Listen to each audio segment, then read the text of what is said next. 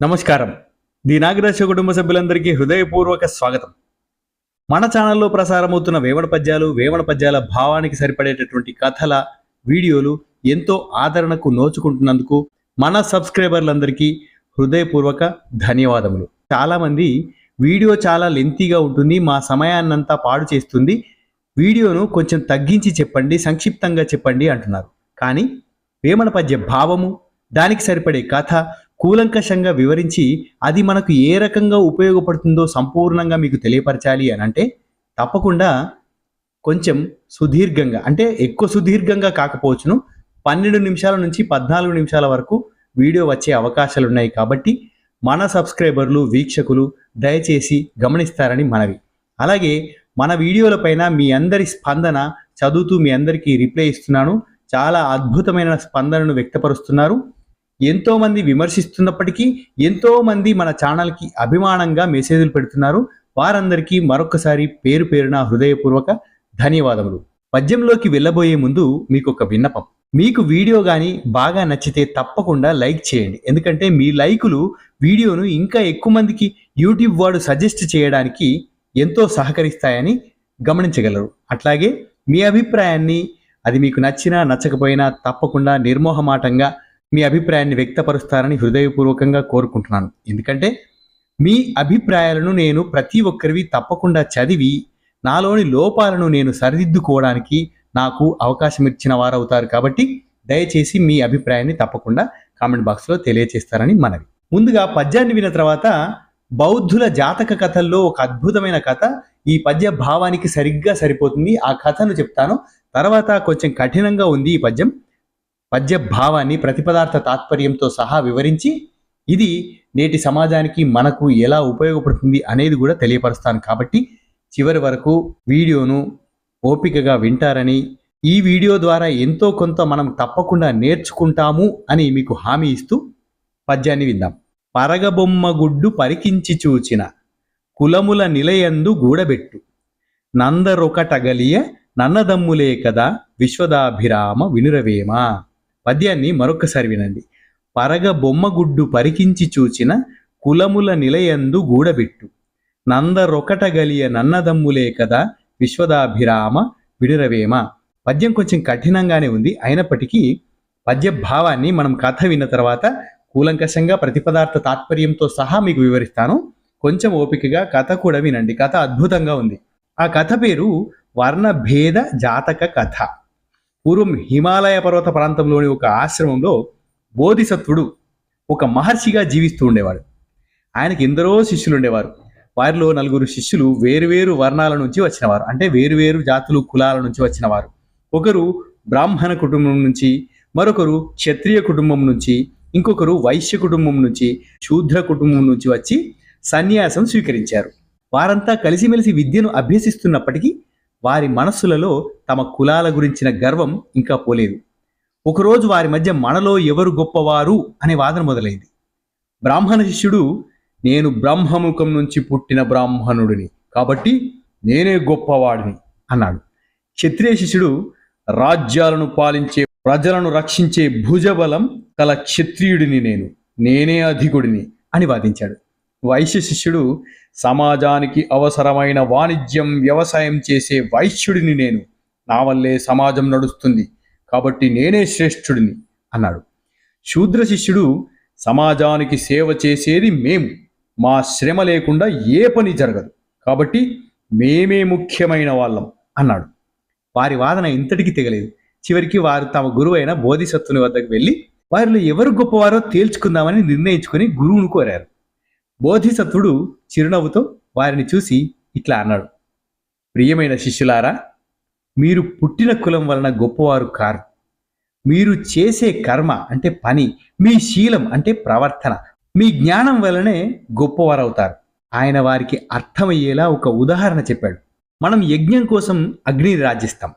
ఆ అగ్నిని సుగంధాన్ని విదజల్లే గంధపు చెక్కలతో రాజేసినా, దుర్వాసన కొట్టే మామూలు కట్టెతో రాజేసినా అది మంటగానే ఉంటుంది. దానికి వేడిని, వెలుగును ఇచ్చే గుణం మారదు. దాని పుట్టుక ఏ చెక్క నుంచి వచ్చింది, దాని గుణాన్ని ఆ చెక్క నిర్ణయించదు. అదేవిధంగా ఏ కులంలో పుట్టిన మనిషి యొక్క నిజమైన విలువ అతని నడవడిక ధర్మ మార్గంపై ఆధారపడి ఉంటుంది. కాబట్టి మీ జన్మను బట్టి వాదించుకోవడం అవివేకం. ధర్మాచరణలో అందరూ సమానమే అని బోధించాడు. గురువుగారి మాటలు విన్న నలుగురు శిష్యులు తమ తప్పును తెలుసుకున్నారు. తమలోని కుల గర్వాన్ని విడిచిపెట్టి అప్పటి నుంచి అన్నదమ్ముల వలె కలిసిమెలిసి జ్ఞాన సముపార్జన చేశారు. కథ విన్నారు కదా. కథ ఎంతో భావగర్భితంగా, ఎంతో అద్భుతంగా ఉంది. అట్లాగే పద్యభావం కూడా అంతే గొప్పగా ఉంటుంది.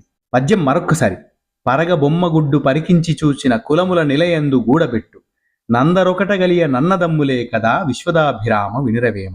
పద్యంలో పరగన్ అన్నాడు వేమన. స్పష్టంగా తేట తెల్లంగా అని అర్థం.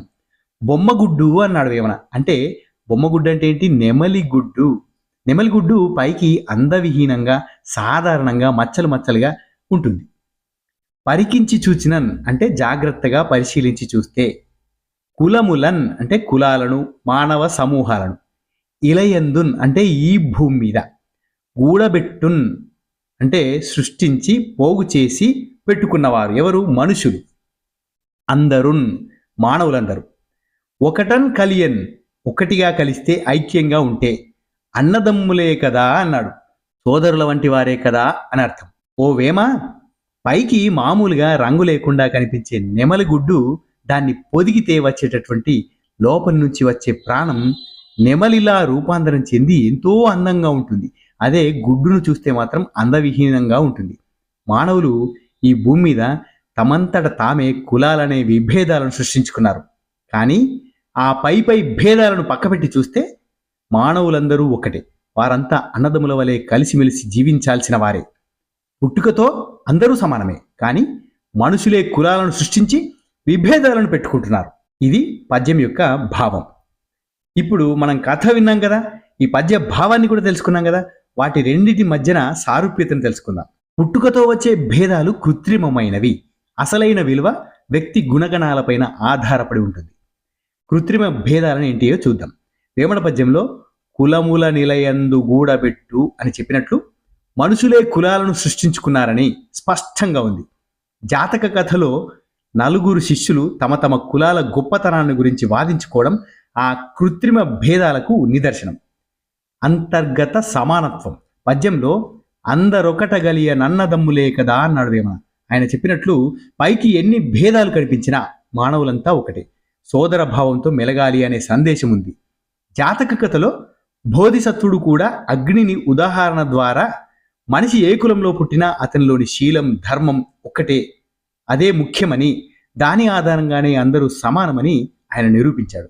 వేమనకి పైకి సాధారణంగా కనిపించే బొమ్మగుడ్డు అంటే నెమలిగుడ్డు లోపల రంగుల నెమలి ఉన్నట్లు చెప్పాడు. బాహ్య రూపానికి అంతర్గత సత్యానికి మధ్య తేడాను ఆయన చూపెట్టాడు.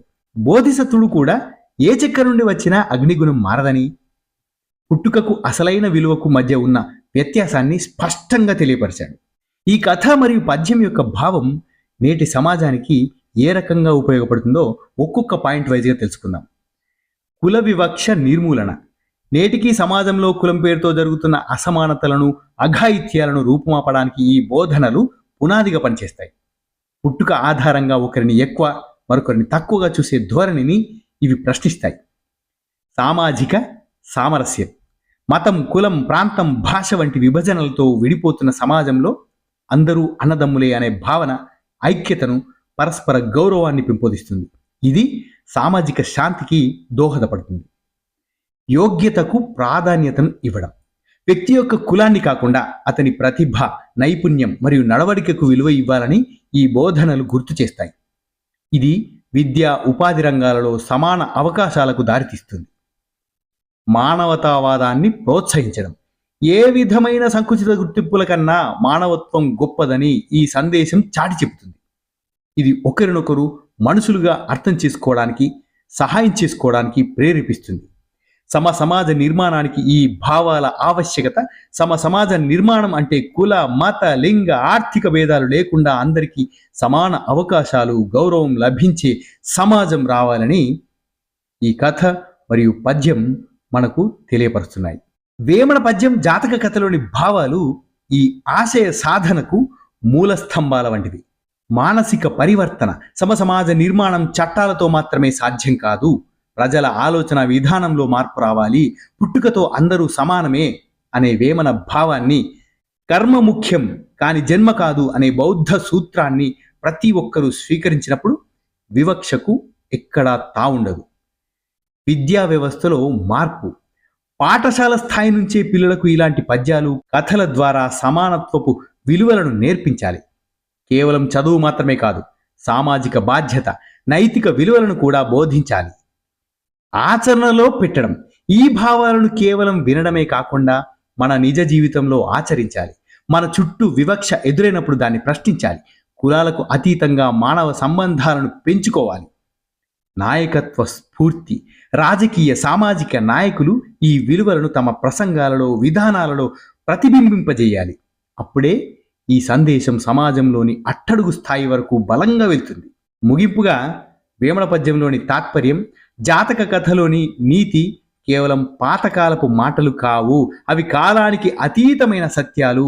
వివక్షతో నిండిన నేటి సమాజానికి ఆరోగ్యకరమైన సమానత్వంతో కూడిన భవిష్యత్తును నిర్మించుకోవడానికి ఇవి శక్తివంతమైన సాధనాలు అనే విషయాన్ని గట్టిగా బౌద్ధుల జాతక కథ మరియు వేమన గారి పద్యం మనకు తెలియపరుస్తుంది.